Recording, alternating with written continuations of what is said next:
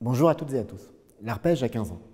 Et à l'occasion de cet anniversaire, il est important pour moi de vous dire quelques mots pour saluer l'engagement tant des équipes que de l'ensemble des partenaires et des employeurs.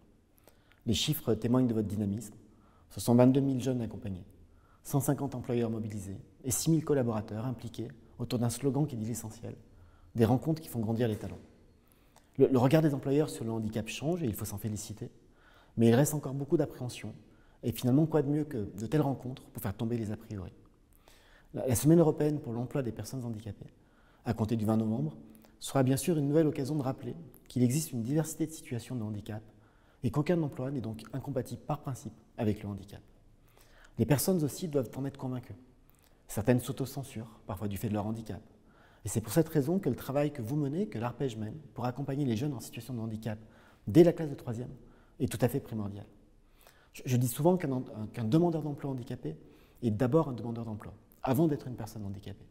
Et c'est le même raisonnement pour un jeune qui réfléchit à son orientation ou à son projet professionnel. C'est un jeune qui réfléchit à son avenir, avant d'être un jeune en situation de handicap qui réfléchit à son avenir.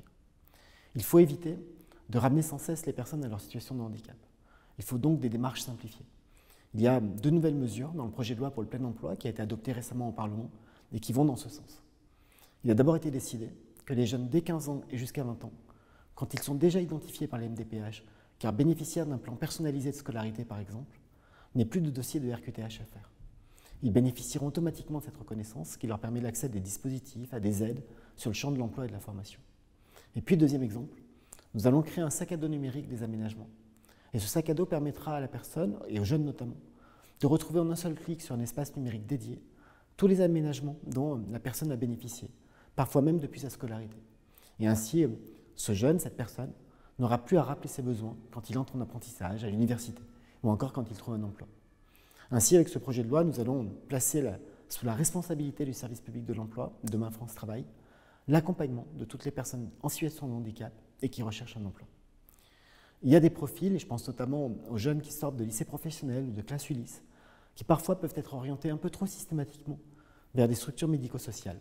Demain, ils seront orientés d'abord vers le service public de l'emploi, pour déterminer sur la base d'immersion, notamment, l'environnement professionnel le mieux adapté, un ESAT, une entreprise adaptée, mais aussi l'emploi accompagné ou encore en milieu ordinaire dit classique.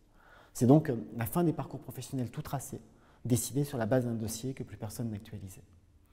Garantir à chacun la capacité d'être acteur de son projet professionnel est une de mes priorités, et c'est aussi le sens de ce que vous faites depuis 15 ans au sein de l'Arpège.